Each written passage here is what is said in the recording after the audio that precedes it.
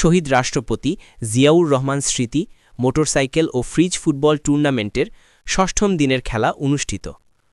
পত্তন ফুলবাড়িয়া খেলার মাঠ থেকে আমাদের ব্রাহ্মণবাড়িয়া প্রতিনিধি মোহাম্মদ শামীম উসমানগনির পাঠানো প্রতিবেদনে দেখুন সরাসরি বিস্তারিত।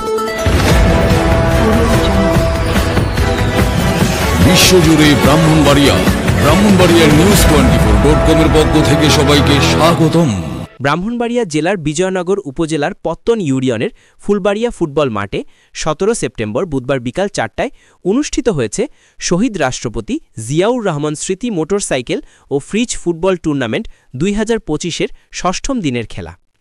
অনুষ্ঠানে সভাপতিত্ব করেন পত্তন ইউনিয়ন বিএনপির সভাপতি ও টুর্নামেন্ট পরিচালনা কমিটির সভাপতি মোহাম্মদ কালাম মিয়া।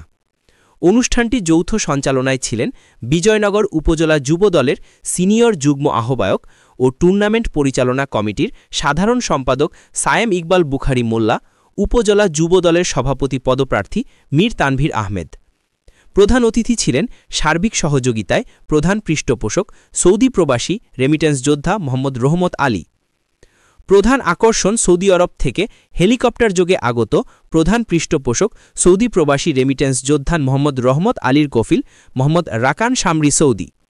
বিশেষ অতিথি ছিলেন উপজেলা বিএনপির সদস্য হামদু মিয়া, জেলা বিএনপির সদস্য মানিক সরকার, যুগ্ম সাধারণ সম্পাদক আলফু মিয়া, সাংগঠনিক সম্পাদক পত্তন ইউনিয়ন বিএনপির মোহাম্মদ সোহাগ ভুইয়া, সাবেক সহপ্রতিষ্ঠাদক জিলা ছাত্রদল অর্থাৎ মূল দলের মোহাম্মদ আবু তাহের ভুইয়া, সিঙ্গারবিল ইউনিয়নের সাংগঠনিক সম্পাদক ইকতার হোসেন ইখতিয়ার, পত্তন ইউনিয়ন বিএনপির সহসভাপতি হাবিবুল্লাহ ভুইয়া, ব্রাহ্মণবাড়িয়া জেলা ছাত্রদলের সাবেক সহ সাংগঠনিক সম্পাদক মোহাম্মদ সাইনুর রহমান, পত্তন ইউনিয়ন বিএনপির কামাল হোসেন, তাঁতি দলের নেতা মোহাম্মদ হারুনুর রশিদ, পত্তন ইউনিয়ন যুব দলের সভাপতি মোহাম্মদ আনুখা, সভাপতি ৮ নং ওয়ার্ড বিএনপির আলী আজাম, তাঁতি দলের মোহাম্মদ মোশাররফ হোসেন মুসা, সভাপতি পত্তন ইউনিয়ন ছাত্রদল মোহাম্মদ ইকবাল হোসেন ভুইয়া, বিজয়নগর উপজেলা বিএনপির সম্মানিত সদস্য মোহাম্মদ আবুল কাশেম প্রমুখ। হাজারো দর্শকের উপস্থিতিতে খেলায় উত্তেজনাপূর্ণ ম্যাচে কাঞ্চনপুর স্পোর্টিং ক্লাব একাদশ ১-০ গোলে কসবা অঙ্কুরি ক্রীড়া ফুটবল একাদশকে পরাজিত করে নাটকীয় জয়লাভ করেন কাঞ্চনপুর স্পোর্টিং ক্লাব। এ সময় বক্তারা বলেন, খেলাধুলা শুধুমাত্র বিনোদনের মাধ্যম নয়, এটি যুব সমাজকে মাদকমুক্ত ও সুশৃঙ্খল জীবনের পথে পরিচালিত করার একটি শক্তিশালী উপায়। তারা আরও বলেন, খেলায় হার জিত থাকবেই, তবে তা নিয়ে বিশৃঙ্খলা নয়, বরং রেফারির সিদ্ধান্ত মেনে নেওয়াই খেলোয়াড় সুলভ আচরণ। এই ধরনের টুর্নামেন্ট তরুণ প্রজন্মকে ক্রীড়ার প্রতি আগ্রহী করে এবং সামাজিক সম্প্রীতি গঠনে সহায়তা করে।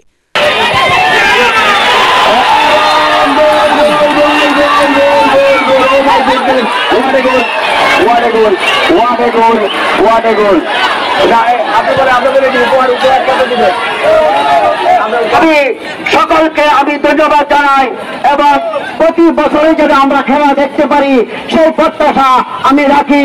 এই পত্তন এবং দর্শকবিন্দু পক্ষ হতে সকলের কাছে আমার বিনীত অনুরোধ থাকবে, নীরবতা পালন করবেন, এবারে উপভোগ করেন। সর্বদিকে আমি আপনাদের জন্য দোয়া করি এবং দর্শকবিন্দু হইতে সকলের পক্ষে আমি দোয়া করি। আসসালামু আলাইকুম। অনেক জায়গায় টুর্নামেন্ট খেলেছি যে ওইখানে খেলোয়াড় মারামারি হলে দর্শক অনেক সময় মারামারি লেগে যায়, যে প্লেয়ার সাইড বেঞ্চে যারা থাকে তারা লেগে। কিন্তু এখানে দেখলাম যে কমিটি কাউকে মাঠে এলাও করে নাই, যেটা একটা সুশৃঙ্খল টুর্নামেন্ট আয়োজনের একটা দিক। আমি আশা করি আপনারা ভবিষ্যতে এরকম টুর্নামেন্টের আয়োজন করবেন আর অত্র এলাকার খুদে প্লেয়ারগুলো তুলে ধরবেন। আপনার বাড়ি কোথায়? আমার বাড়ি কক্সবাজার। আমি চিরাগের ভাষায় সবাইকে ধন্যবাদ জানাই, চিরাগের আঞ্চলিক ধন্যবাদ। ওনারা ব্রাহ্মণবাড়িয়া ভাষায়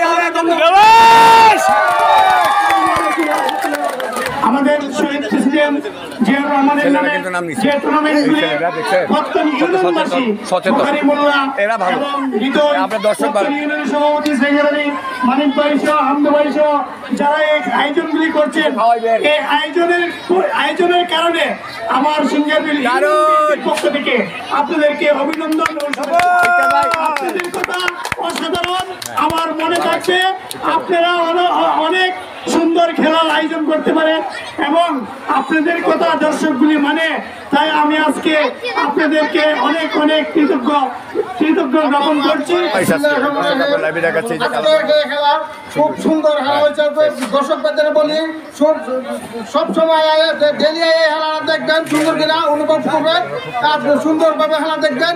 আজকের এই খেলা সমর্থন ঘোষণা।